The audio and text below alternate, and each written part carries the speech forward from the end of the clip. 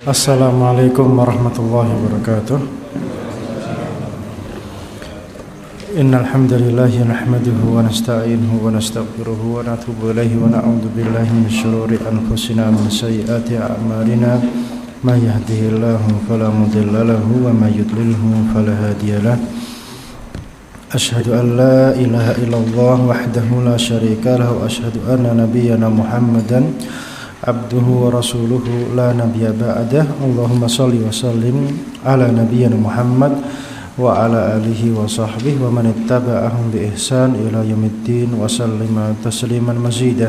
Nasallallahu azza wa jalla an yuwaffiqana lima yuhibbu wa yardah wa an yu'inana ala ta'atihi wa ijtinabi nawahihi wa an yujannibana al-fitan ma dhahara minha ma batan wa an yaj'alana Allahu mimman yastami'una al-qawla wa yattabi'una ahsana wa an yu'allimana ma yanfa'una wa yazidana ilma. Allahumma ya mu'allim Ibrahim alimna, Allahumma ya mufahhim Sulaiman fahimna, Allahumma faqihna fid din wa alimna ta'wil. Allahumma inna nas'aluka ilman nafi'a wa rizqan thayyiba wa amalan mutaqabbala. Kita lanjutkan pelajaran fikihnya terakhir tentang pembagian air ya, ada 3, air yang tahur, kemudian air yang tahir, dan air yang najis ya. Dan dari 3 jenis air tadi yang bisa dipakai bersuci adalah air yang tahur, yaitu air yang masih asli ya, air yang masih asli. Kemudian kemarin ada pertanyaan, kalau ada kotoran hewan kemudian itu hukumnya najis atau tidak. Tadi sudah saya jawab di sesi pertama, bahwasanya kotoran hewan itu hukumnya sama dengan hukum dagingnya. Jika dagingnya bisa dimakan, maka kotorannya tidak najis. Jika dagingnya haram, maka kotorannya najis. Wallahu a'lam bishawab. Kemudian kita masuk ke halaman 15, yaitu al-aniyah. Al-aniyah ini wadahnya air ya, wadahnya air. Jadi ini menunjukkan detilnya agama kita ya, sampai wadahnya banyu dipelajari. Tempatnya air pun dipelajari, sampai air pun juga dipelajari, karena semuanya terkait dengan ibadah sholat ya. Jadi mau nggak mau semua yang terkait dengan ibadah sholat itu dipelajari. Karena al-wasailah ahkam al-maqasid, dikarenakan wasilah itu punya hukum tujuan. Jadi jika sholatnya itu wajib, maka semua wasilah yang mengantarkan kepada sholat itu hukumnya menjadi wajib. Orang sholat syaratnya harus menutup aurat, maka hukum-hukum terkait dengan baju ini juga dipelajari. Baju yang seperti bagaimana, baju apa saja yang boleh dipakai, ini dipelajari. Dan nanti insya Allah kita akan pelajari tentang masalah pakaian dalam sholat ya. Di antaranya pakaian yang tidak dianjurkan dipakai dalam sholat, diantaranya adalah baju yang bercorak. Karena kalau bercorak ya, pas sendakep masih tulisannya samase. Atau yang kadang yang sholat gegerian yang tulisannya ish kariman aumut syahida, urip mulya atau mati syahid. Nah, akhirnya ganggu sing gurine maca al-Fatihah teko iya kana butuh iya kana stain maca iku. Ish kariman aumut syahida. Makanya kita lihat baju yang dipakai sholat itu juga rata-rata bersih, tidak ada coraknya. Di Indonesia enggak tahu kenapa coraknya harus di luar gitu loh. Kalau di Saudi mereknya deket nonggone jitok kene. Kene nang Indonesia kudu deket nang kene ben diwasi, pas di video ini diwasi samase. Kuwatir gak payu modelnya. Ya ini menunjukkan detailnya agama kita ya. Jadi kembali kepada permasalahan, kita sekarang membahas tentang masalah apa? Masalah wadai banyu. Kenapa wadai banyu dipelajari? Soalnya banyu ini dinggo wudu. Ya, nek banyu ini didekek di tempat yang tidak sah, maka airnya pun juga tidak sah dipakai untuk berwudu. Nek wudu ini gak sah, berarti sholatnya tidak sah. Nyambungnya ke sana. Ya, jadi nyambungnya ke sana. Jadi kenapa kita pelajari masalah tempatnya air? Jadi semua hal yang terkait dengan sholat itu dipelajari hukum-hukumnya, biar sholatnya itu sah ya, biar sholatnya itu sah. Jadi seperti karpet ya, eneng corake masjid misalnya. Ini contoh ya, contoh. Iya, wis ngerti sumbangan. Dan terkadang yang dipakai dalil Masjid Nabawi dewi karpetnya nyuber corak. Repot ya dalil Masjid Nabawi. Ya, di Masjid Nabawi malah masjidnya penuh dengan ukir-ukiran.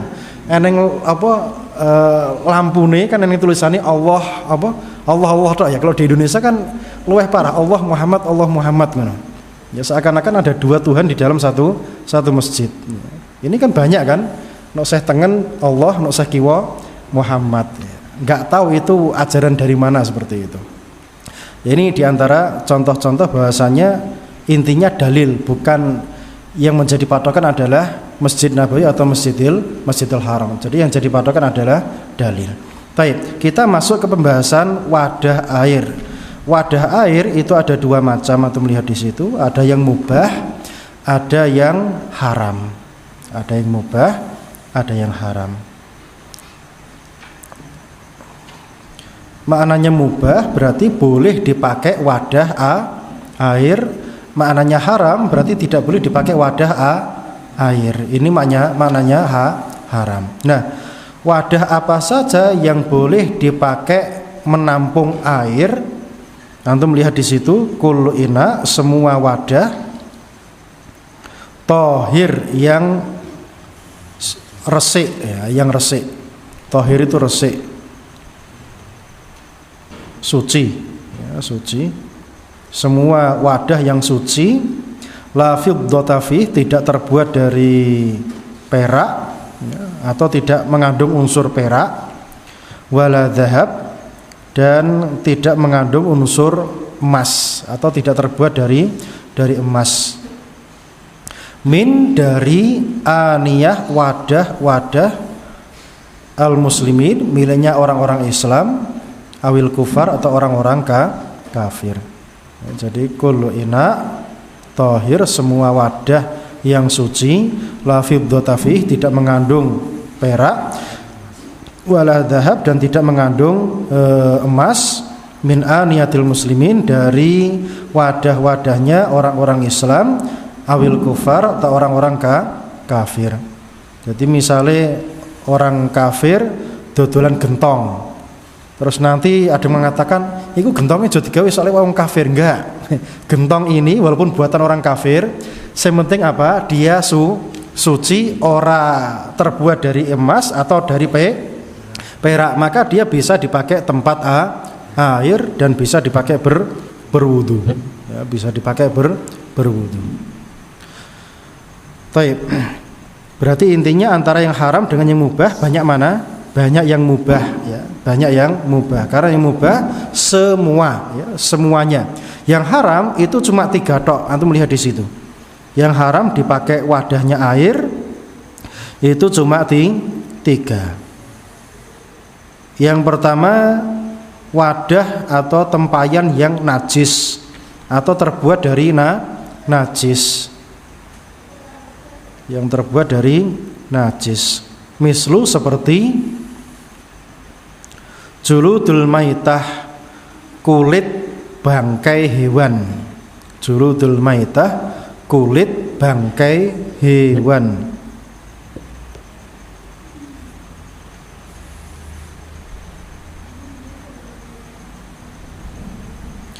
Yang kedua yang haram, wadah yang haram, ma fihi dhahab, yang mengandung emas, yang terbuat dari emas.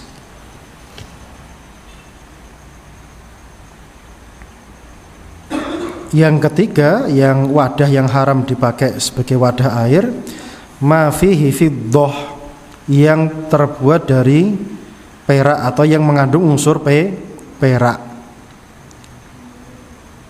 Itu ada kurung, ada kecuali dobbah yasiroh. Dobbah itu tambalan yasiroh sing cilik ya, tambalan yang sedikit. Dobbah yasiroh, tambalan yang kecil, minha, dari wadah yang pecah tadi, ya. Lihaja untuk kebutuhan saja. Jadi misalnya gentongnya atau genuke pecah ditambal nganggo pakai apa? Pakai perak tapi tambalannya sedikit. Ya misalnya bolong cuil sadik gitu ditambal pakai perak. Tapi kalau misalnya tugel separuh terus ditambal pakai perak nggak boleh ya, tidak boleh karena nanti jadi apa? Jadi banyak tambalannya. Ya tapi kalau cuma cuil sadik cilik, cuilnya nok ngisor pisan ya, maka nggak apa-apa ditambal pakai perak tadi. Ya, ini tiga wadah yang haram dipakai tempat air. Kita kembali ke yang pertama dari 3 wadah yang haram dipakai tempat air tadi. Yang pertama adalah wadah yang najis, yang terbuat dari benda najis, diantaranya adalah kulit bangkai. Ya, kulit bangkai. Bangkai itu apa? Sing gak sempat disembelih, itu namanya bangkai. Jadi bangkai itu yang tidak sempat disembelih. Berarti kalau disembelih kulitnya boleh atau tidak? Boleh atau tidak? Boleh, ya karena dia sudah disembelih. Dia sudah disembelih. Tapi kalau nggak sempat disembelih sudah mati, maka kulitnya boleh dimanfaatkan ya, untuk dompet atau yang lain-lain, tapi tetap tidak bisa dipakai untuk tempat air atau minuman, nggak bisa. Taib itu terbagi 2, kulit bangkai tadi terbagi 2. Yang sebelah kanan tahrumu mutlaqon, haram secara mutlak, ya, haram secara mutlak. Kulit bangkai yang haram secara mutlak ini ada dua jenis. Yang pertama jildul hayawan an-najis, kulit hewan yang memang najis. Kulit hewan yang memang najis. Hewan yang najis itu seperti apa? Hewan yang najis, anjing dan babi, ini yang disepakati. Yang sisanya kan masih mukhtalaf ya, masih diperselisihkan. Jadi kalau kulit tadi terbuat dari kulitnya anjing atau babi, maka ini haram secara mutlak. Haram secara mutlak untuk dimanfaatkan atau dipakai. Yang kedua yang haram secara mutlak tadi julud, kulit ghairul madbughah, yang tidak disamak. Disamak itu piye? Kulit sing disamak. Aku nyurang ngerti piye carane nyamak kulit itu. Gak cetha jenengan. Ya pokoknya julud ghairul madbughah itu kulit yang gak sempat disamak, gak sempat di apa? Yes, pokoknya disamak gitu aja bahasa Indonesianya. Ini dia haram secara mutlak. Haram secara mutlak untuk dimanfaatkan. Kemudian yang tadi haram secara mutlak, yang kedua mayajuzu, yang boleh isti'maluhu, dipakai, yang boleh dipakai fil yabisat, yang boleh dipakai fil yabisat sebagai wadahnya barang-barang kering, sebagai wadahnya barang-barang kering.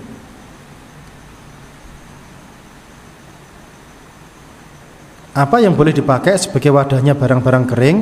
Yaitu julud al-madbughah, kulit bangkai yang sempat disamak. Berarti boleh dipakai dompet. Dompet tadi kan nggak dipakai nampung air kan, dompet tadi. Ada nggak dompet yang pakai nampung air? Dompet tadi kan tempatnya fulus, dan fulus tadi kan kering ya, jadi dia boleh dipakai tempat penampungan benda-benda kering saja. Tapi yang kulit yang nggak sempat disamak tadi nggak boleh dipakai menampung benda-benda basah ya, benda-benda basah. Berarti kalau kulitnya hewan yang sempat disembelih ya, alias dia tidak bangkai, maka di sini boleh dipakai sebagai wadahnya air. Dan hewan tadi adalah hewan yang halal, ya, bukan hewan yang haram.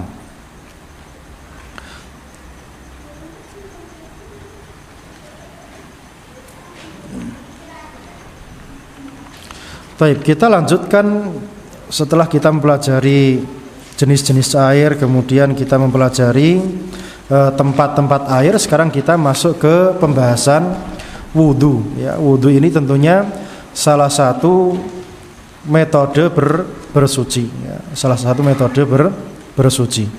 Karena bersuci tadi ada 3, ada wudu, ada mandi, ada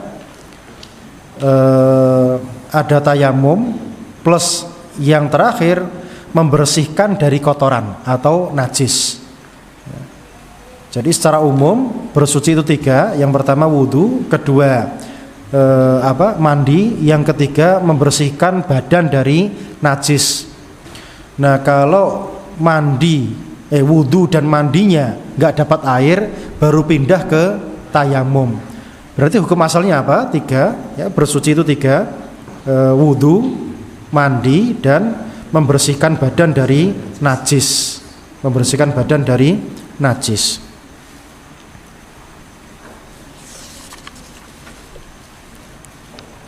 Nah, sekarang kita akan mulai dari wudu dulu. Ya, dari ketiga tadi kita akan mulai dari wudu terlebih dahulu. Yang kita pelajari dalam wudu ini ada 4. Antum melihat di situ di halaman 16. Ada furudnya. Furud itu jamak fardu. Ya, jadi ada fardunya.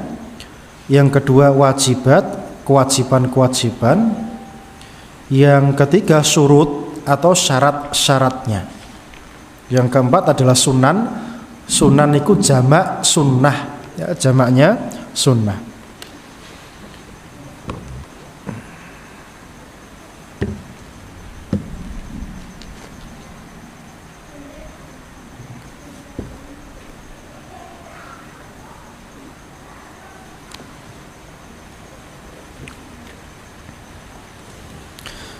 Taib, kita akan mempelajari satu persatu fardu-fardunya wudu,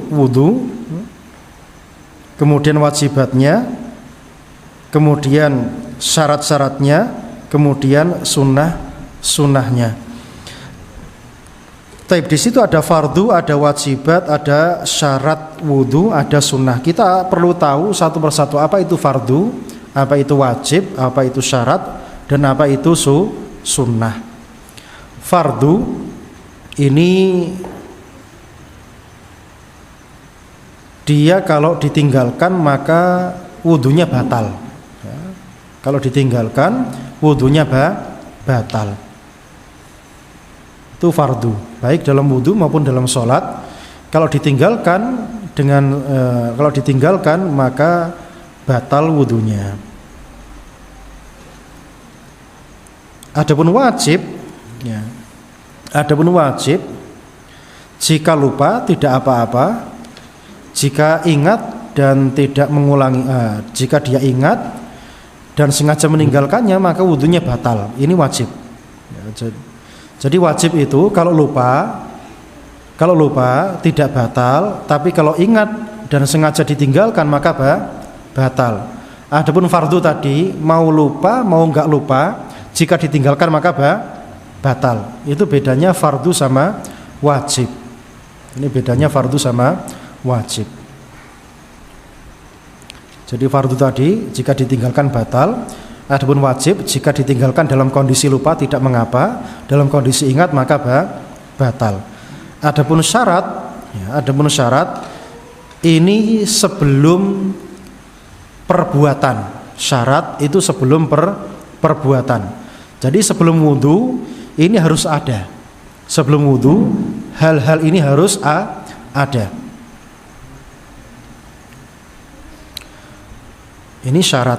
Jadi syarat itu sebelum kejadian atau sebelum perbuatan. Sunan jamak sunnah. Sunnah itu adalah penyempurna perbuatan tadi. Jadi dia jika ditambahkan maka memperindah perbuatan tadi. Ya, jika ditambahkan maka memperindah suatu perbuatan. Jika ditinggalkan maka tidak pengaruh terhadap perbuatan tersebut. Itu sunnah. Itu sunnah.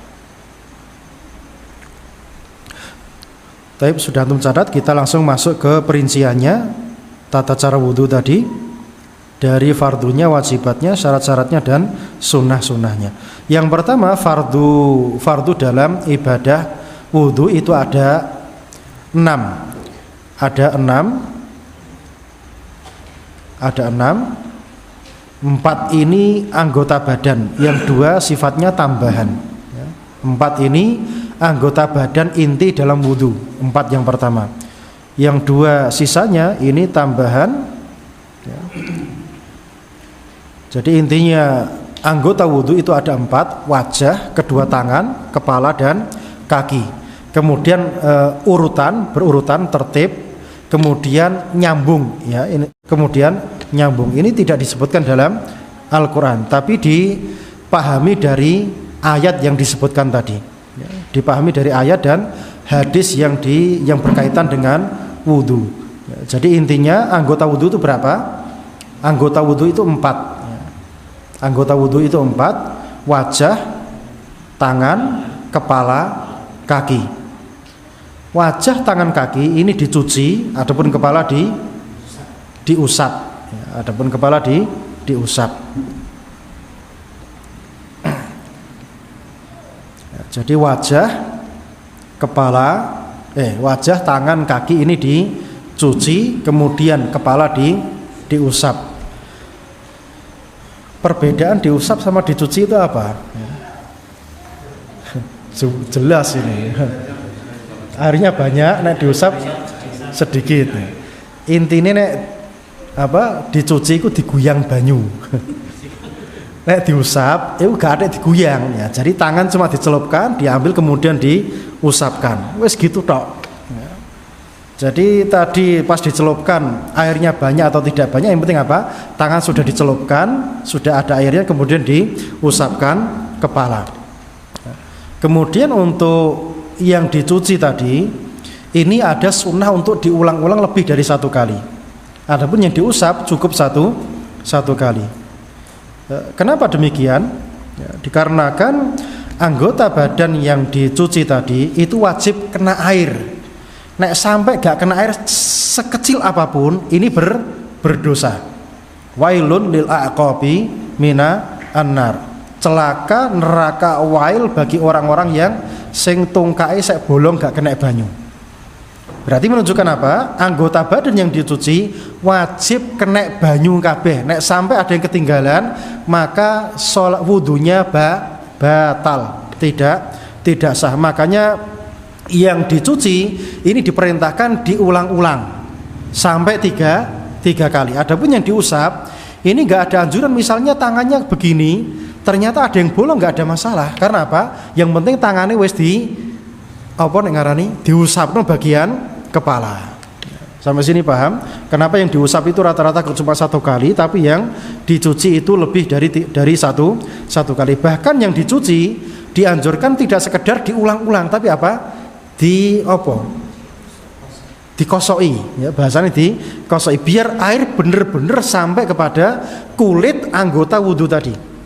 Ya, sampai sikut-sikutnya dikosoi kabeh. Tujuannya apa? Biar air benar-benar mengena bagian tubuh. Karena ini fardu, wajib kena. Nek gak berarti batal. Nek wudhunya batal berarti sholatnya batal. Ini pentingnya perkara yang fardu ini. Makanya itu melihat di situ ada ghuslul wajhi, mencuci wajah. Kemudian ada ghuslul yadain, mencuci kedua tangan sampai kemana? Sampai ke siku ya, sampai ke siku. Itu antum tambahi ghuslul yadain ya, mencuci tangan sampai ke siku, ilal mirfaqain, sampai ke siku. Yang ketiga, mashur ra'si, mengusap kepala. Yang keempat, ghuslu rijlaini, mencuci kedua kaki sampai kedua mata kaki, ilal ka'bain, sampai kedua mata kaki ya, ilal ka'bain, sampai kedua mata kaki. Nah, 4 ini harus tertib, harus berurutan. Gak oleh sikil dhisik lagi endas misalnya. Harus berurutan apa? Wajah, kedua tangan, kepala dan kaki ya, kepala dan kaki harus tertib berurutan. Selain berurutan harus mualat, nyambung, gak oleh dipedot-pedot ya. Misalnya wajah dhisik terus ngobrol setengah jam lagi lanjut tangan, nggak bisa. Harus nyambung ya, harus nyambung, nggak boleh nggak boleh pedot-pedot, nggak boleh terputus.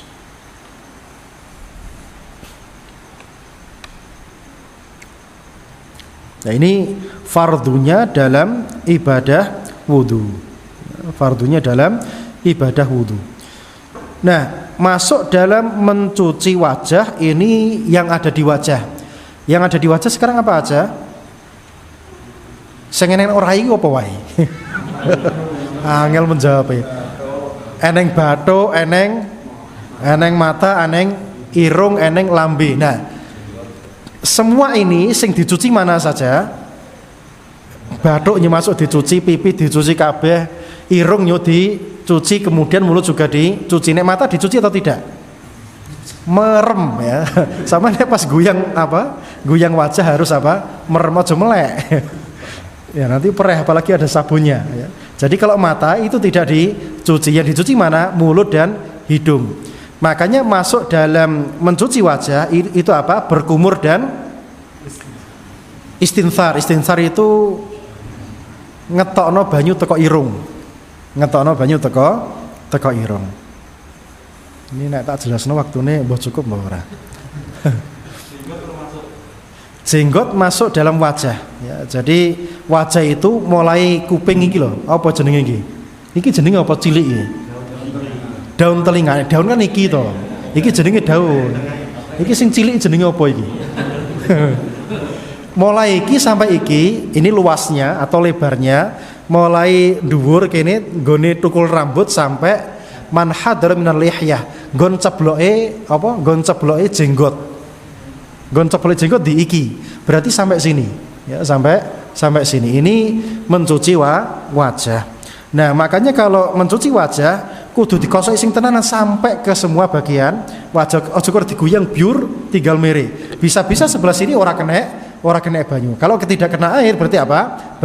Batal. Kan akeh sing pilingane ora kena banyu. Wudu pilingane ora kena banyu iku batal wudune. Nek batal iku terancam neraka. Kenapa terancam neraka? Soalnya salatnya rasa. Salatnya tidak sah. Padahal salat adalah kewajiban. Ya, makanya wudu ini penting untuk diperhatikan. Taib. Jadi ini batasan wajah ya. Dan nek sing botak terus batasan itu kondi. Nek sing botak kan sing mesti wong botak iku mbiyen tahu apa rambutnya tahu eneng to nggih. Nah, iku sing digawe patokan. Biyen pas tugol iku mulai teko ndi? Ya. Nah, kan wis ngerti to nggih. Lah iku mulai teko kono iku sampai ke bawah sini, sampai ke sini. Itu wajah. Nah, berkumur itu bagaimana? Berkumur itu sempurnanya 3, sahnya 2. Maksudnya apa?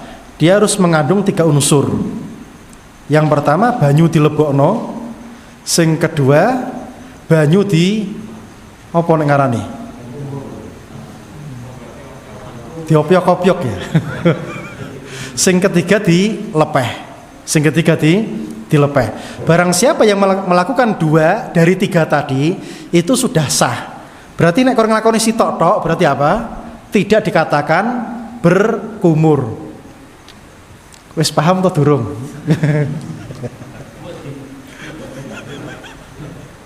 Berarti berkumur kudu ada 2 dari 3. Harus ada 2 dari 3. Apa saja 3 tadi? Banyu dilebokno, sing kedua diulet nganggo nganggo ilat ya. Soalnya gak mungkin diulet nganggo untu, gak mungkin. Mesti nganggo ilat ya, nganggo ilat. Iso to ngulet banyu nganggo untu? Gak iso. Harus pakai apa? Lidah. Yang ketiga, air dikeluarkan. Berarti nek nglakoni loro, berarti sudah sah berkumurnya. Kalau berkumurnya sah, berarti wudunya juga sah. Jadi misalnya langsung praktek. Banyu dilebokno, diulet, langsung dilek sah atau tidak? Sah. Banyu dilebokno langsung dilepeh, sah atau tidak? Sah. Ini dianjurkan bagi orang yang puasa. Sing poso dianjurkan seperti ini. Jadi dia tidak mengambil 3 tapi ngambil apa? 2 saja. 2 ini pun lebokno dilepeh. Orang sing dilebokno langsung dilek, ya, enggak. Tapi dilebokno langsung dilepeh, ya. Atau ya cuma itu tok gambarannya. Adapun yang untuk hidung ini ada 2. 1 itu sah, 2 itu sempurna. 2 ini apa aja? Yang pertama diletakkan di pintu hidung, kedua dimasukkan di paruh. Ini jenenge paruh, ya. Paruh iku cucuk, ya. Nek pitik kan lambene sing cucuk ora irunge. Nek menungso sing cucuk ya apane? Irunge ora lambene, ya. Nek bahaya nek wong sing dadi cucuke lambene. Ya. Ngalah-ngalahi pitik. Nah, jadi yang pertama ditaruh di lubang, kemudian kedua dimasukkan ke dalam paruhnya sini. Aja dilebokno nggone khoisum sini, ngelu ndase. Cuma di sini tok, nggone paruhnya hidung tok. Kemudian dikeluarkan, disebul pakai udara dari dalam. Itu yang sunnah. Berarti nekor ditemplekno kene tok, ini sudah sah, ya sudah sah. Kalau dimasukkan ini yang paling sempurna, kemudian dilepeh. Jangan sampai masuk ke dalam di atasnya paruh sini. Ini tidak boleh. Baik. Kemudian ghuslul yadain, mencuci kedua tangan. Ya, kedua tangannya dicuci sampai ke sikut, ya. Berarti sikutnya masuk. Berarti dari ujung sini sampai, ya, dari ujung sampai ke siku, ya, dari ujung sampai ke siku ini untuk mencuci tangan, ya.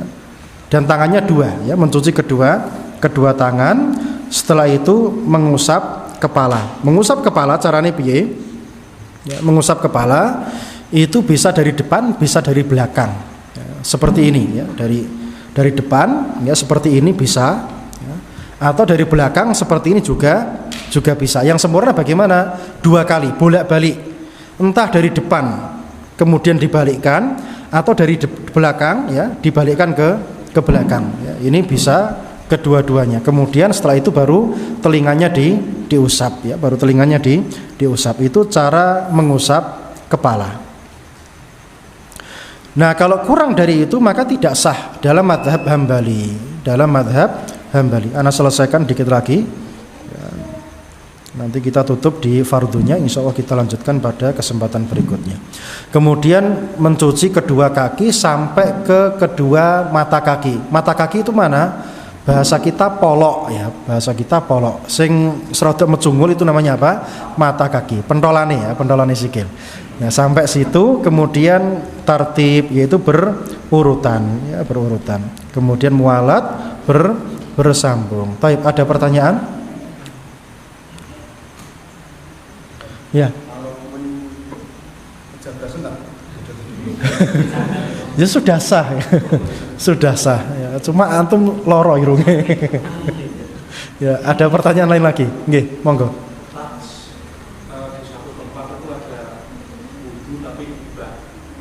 Wudu tapi di dalam bak.